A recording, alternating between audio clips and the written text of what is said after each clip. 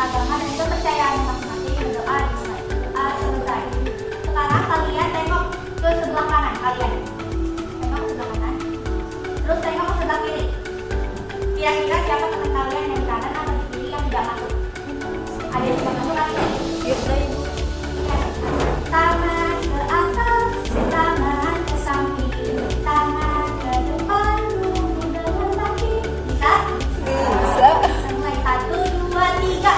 Tangan ke atas, tangan ke samping, tangan ke depan, tunggu. Kita menganalisis dampak dari sebuah pelanggaran peraturan dan juga tidak tertulis. Lalu Ibu juga berharap kalian bisa menganalisis manfaat dari menaati peraturan. Kalau yang tidak, Ibu berharap kalian bisa mengkaji-kajikan pentingnya menaati peraturan. Oke, sebelum masuk ke materi, Ibu mau tanya tentang pembelajaran kita sebelumnya. Nah, kira-kira siapa yang bisa jawab terkait hal apa aja sih yang membuat masyarakat atau manusia bisa menjadi hidup rukun dan juga saling tertib?